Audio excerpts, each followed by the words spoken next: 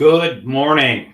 It's Wednesday, August 21st. The multi-front war in the Middle East is now 320 days old.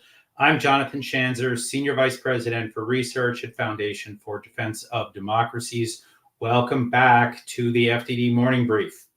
Well, as you may know, we took off for about a week and a half. During that time, I got more than a few calls, texts, and emails asking if the FDD Morning Brief had been canceled.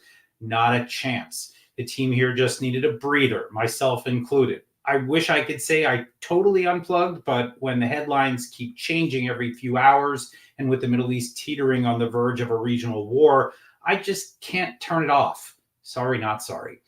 It's how I'm wired. Anyway, we're back and we're ready to keep this program going every Monday, Wednesday, and Friday. Thanks for tuning back in. Our guest this morning is Seth Frantzman. Seth joined us here on the FDD Morning Brief back in its early days, and now he's back for some more abuse. Seth is a colleague here at FDD, but he also works for the Jerusalem Post. Perhaps more importantly, at least for this morning, Seth is the author of a new book about Israel in the wake of the October 7th attack. We'll speak to him about his book in a few shakes of a camel's tail, live right here on the FDD Morning Brief. I've got some words for Secretary of State Antony Blinken today. Mr. Blinken, I see you pushing hard for a ceasefire in Gaza. You want to end the war before you and your boss, Joe Biden, ride off into the sunset. Ending the war is a laudable goal, Mr. Secretary. I mean, nobody wants it to continue. But that's not exactly true, is it?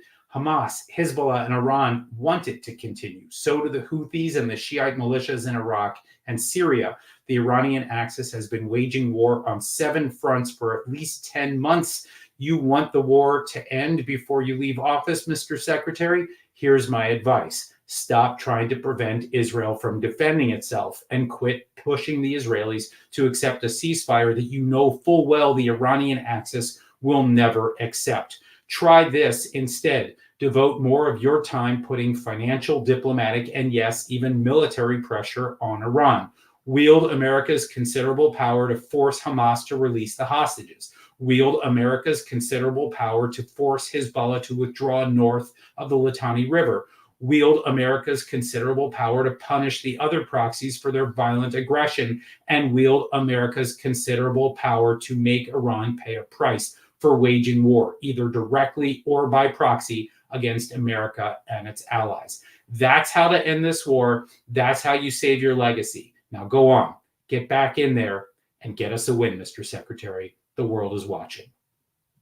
Now for your headlines. Headline 1, I'm sure you've all heard by now that Israeli troops recovered the bodies of 6 hostages overnight between Monday and Tuesday.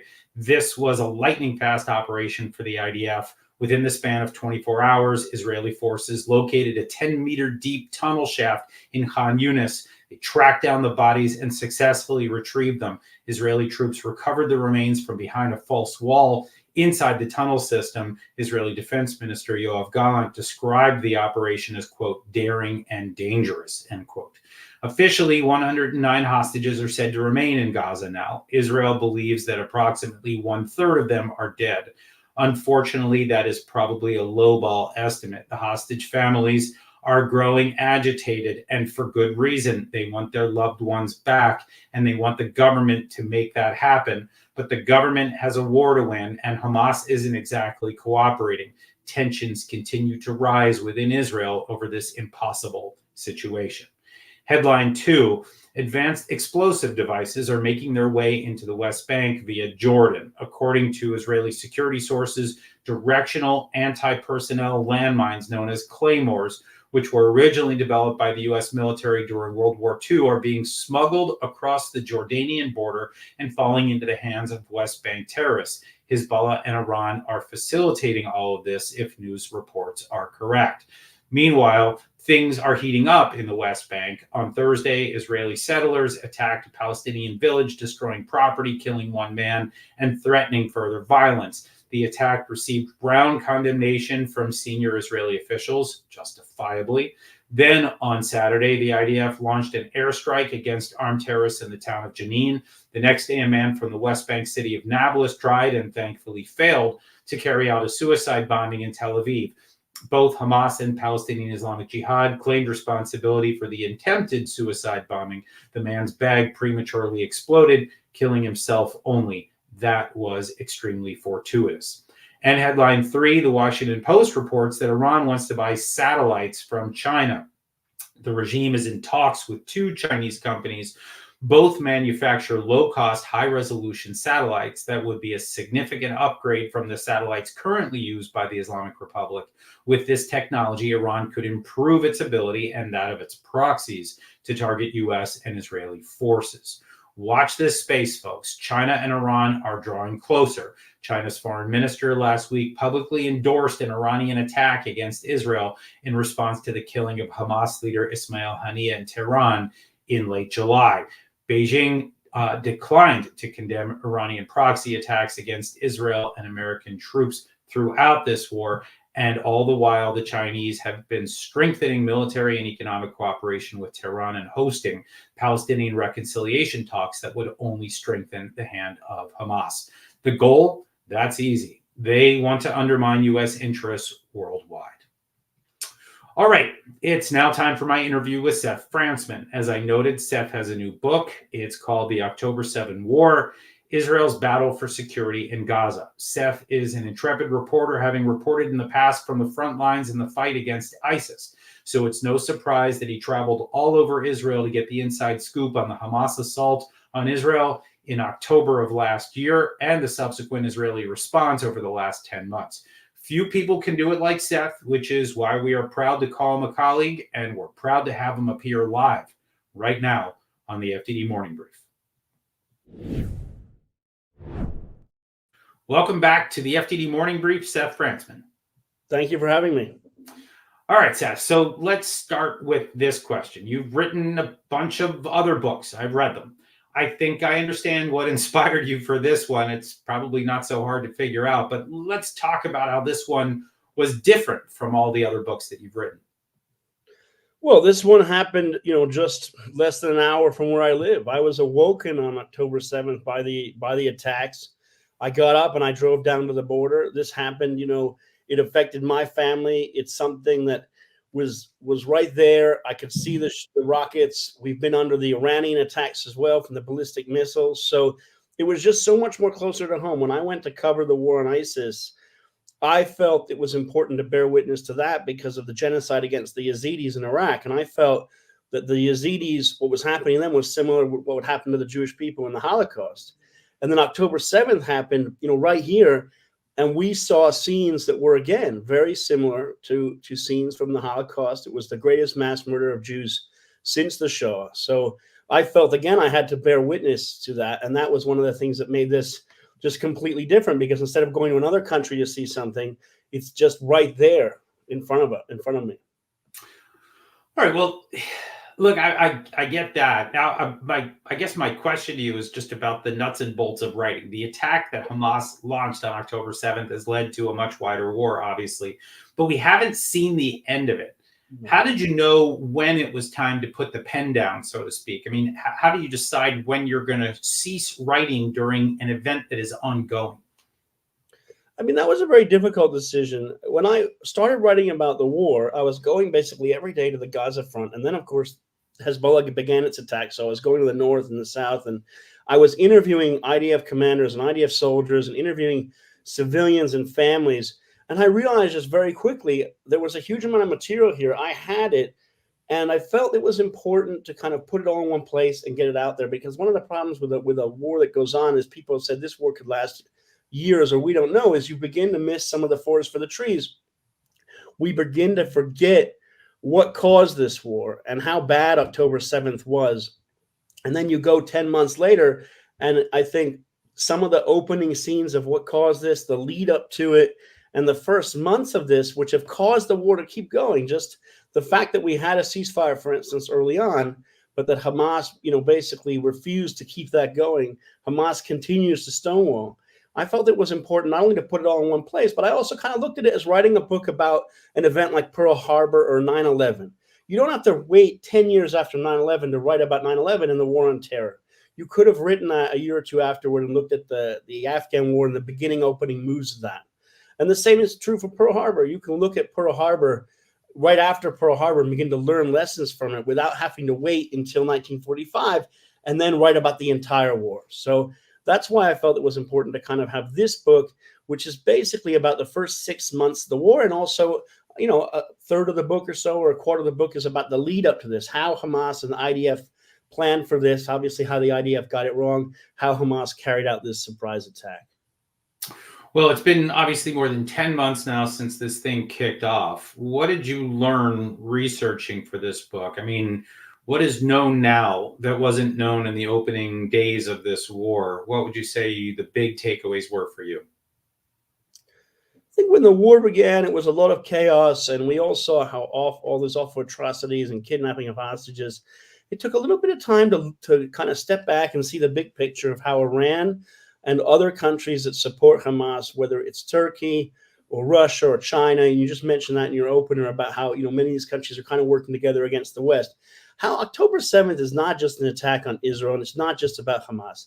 This was an opening shot by Iran and all the friends of Hamas all around the region to not only attack Israel, but also attack the United States and the West, and use this as a part of a larger war against the West and Western civilization that's being waged by Russia, by China. Also, Turkey and Qatar and other countries are involved in this. So I think we're beginning to see that, because on October 8th, Hezbollah began its attacks on Israel. And a few days later, the Iranian-backed Houthis began their attacks.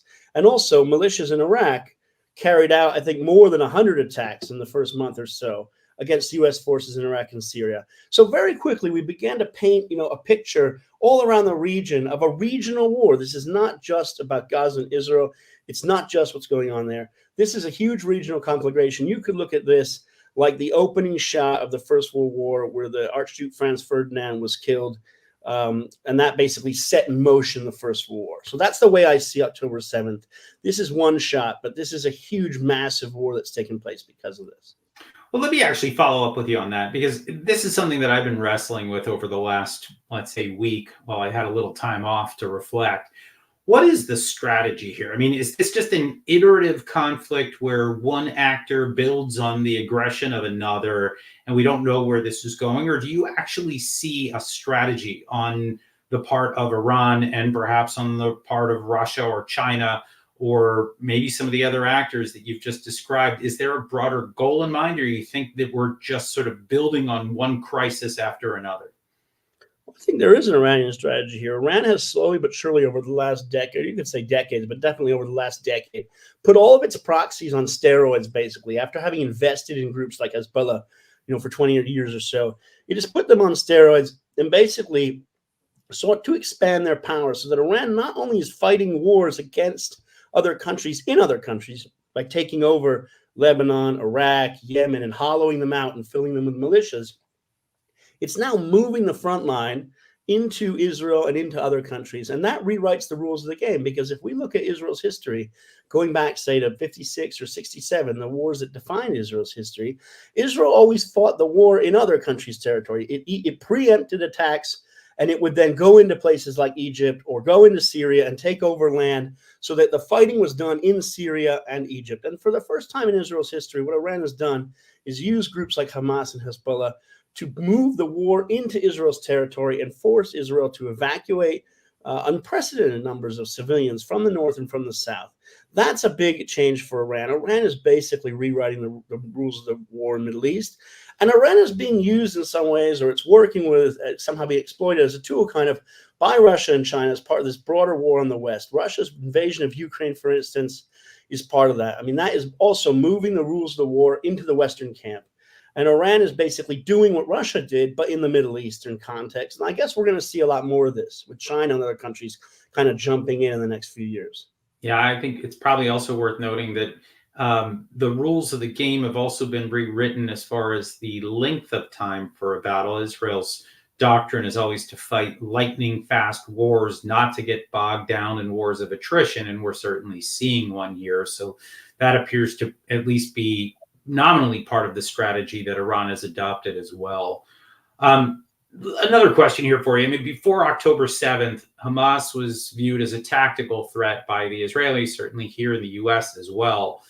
That was clearly a underestimation, to quote former President George W. Bush. Hamas has obviously been degraded significantly over the last 10 months, but can we write the group off as a major threat in the future? No, we definitely cannot. I mean, Hamas continues to be a huge threat, and we have to understand that we've seen Hamas pop up in the West Bank and even in Lebanon, for instance. Its power is growing a lot, and what that means is that Hamas, October 7th, Hamas surely understood that after October 7th, there was going to be a huge war in Gaza. But the real goal of Hamas and its backers in Iran and its friends in Doha and Ankara and all these places is to use October 7th to get Hamas the street cred and the popularity in the region to bring Hamas to power in the West Bank, and also to use not only Hezbollah, but also Palestinian armed terrorist groups in Lebanon, whether it's Hamas or Al-Aqsa Monitor Brigades or other groups, to basically create this multi-front ring of fire war against Israel. So I think we have to understand that, yes, Hamas is being tactically defeated. It may have lost 17,000 fighters, but we're still seeing Hamas alive and kicking, and Hamas has shown in the past it has always come back from these wars. So we should not be mistaken. Hamas has a much larger game plan afoot, and it wants to take over the West Bank and take over the Palestinian Authority, and that would be a huge strategic problem for Israel as well. So it's important to keep an eye on that and never underestimate these types of groups. Certainly October 7th teaches us never to underestimate them. I think that's true. I happen to believe that Hamas is essentially a spent force in the Gaza Strip right now. But I suppose you're right that there is still the possibility of Hamas taking over in the West Bank. That was obviously the fear that Israel had before 10/7. I mean, that's where the focus was counterterrorism operations in the West Bank. They pivoted away from that, obviously, for the last 10 months. And now I guess maybe we're back to where we started, kind of an interesting full circle. Let me ask you just one last question here before I let you go. You recount a lot of stories in your book about soldiers and civilians in Israel who experienced the October 7th attack in different ways, and obviously what happened after that. Can you tell us a little bit about maybe a story or two that struck you in terms of the stories that you heard? Yeah, definitely. About 6 months, after the war had started, or 7 months, I had the chance to go back to the Gaza border, to places I'd been covering throughout the war, and I'd seen them change little by little. And one of them was Kibbutz Be'eri, where there had been a huge massacre. And I went down there to meet an IDF lieutenant colonel. I didn't really fully understand his story. I just knew he was a deputy brigade commander of a tank unit. And I met him, and we sat for 2 or 3 hours, and he told me his story about how on October 7th, he was a Druze deputy commander of this unit, and he had been in the north. And when he'd seen the attacks happening, he jumped in his IDF Jeep, which was outside, grabbed his rifle and his gear, drove down to Gaza. And this guy was a tank commander, but he had to fight on foot in his Jeep with a bunch of his friends. And he got to the kibbutz, and he was badly injured. He almost thought he was going to die, and he was helicoptered back to Jerusalem. And he told me this story, and then he said, okay, let's go into the kibbutz. I want to show you where this happened. And it was fascinating. I did not know when I'd gone to meet him. This was the first time he'd gone back to the kibbutz since he was just grievously wounded. And he gave me the privilege and honor of sharing his story with me as he himself reacted to the horror that he had to remember. And I was also returning to these places I had seen. So it was a kind of trauma for both of us, but it was just really nice to get to have someone share that story. And it's a privilege I think I had in writing the book, of being able to tell those stories to people who otherwise, might not have heard them. The guy only spoke Hebrew, so it was able to translate into English and then put that down on paper. All right. Well, thank you for sharing that, Seth. Good luck with the sales of your new book. You've put this out under the publishing house known as Wicked Sun, produced by our friend David Hazoni. Definitely recommend all of our listeners and viewers to pick up a copy. Thank you, Seth Frantzman, for joining us live today on the FDD Morning Brief. Thank you. All right, here's what FDD has on tap for you today. FDD CEO Mark Dubowitz has a piece in the Wall Street Journal with our colleague Ruel Marc-Correct. They note a shift in Israel's strategy toward Iran, emphasizing efforts to topple the regime rather than merely countering its proxies. This is a welcome change, if true, long overdue, in fact. FDD has released a new episode of Foreign Policy featuring my colleagues Mark Montgomery, Craig Singleton, and Cliff May, who all just returned from what sounds like a fascinating trip to Taiwan. They examine the CCP's imperialist ambitions as it relates to what Beijing calls reunification with Taiwan. But the problem is way bigger than China's designs on one beleaguered democratic island. China's global ambition is what we need to watch and keep in check. And if you haven't heard enough of me today, I recently joined Dan Senor on his Call Me Back podcast to discuss Israel's strategies vis-a-vis Hamas, Hezbollah, and Iran. It's a mixed bag, to put it mildly, and I explain on Dan's program. If you like Dan's podcast, by the way, make sure to catch the episode he just recorded with Mark Dubowitz on Israel's evolving strategy toward the regime in Iran. All right, that's going to do it for today. Read our expert analysis on our website, fdd.org. Read our quick takes on X at FDD and support our work with a tax-deductible donation at fdd.org/invest. Tune in Friday for another terrific episode of the FDD Morning Brief. I'll speak to Andrew Fox from the Henry Jackson Society in London, a think tank there. Tune in for the British accent. Stay for the analysis. Until then, I'm Jonathan Schanzer, signing off for FDD.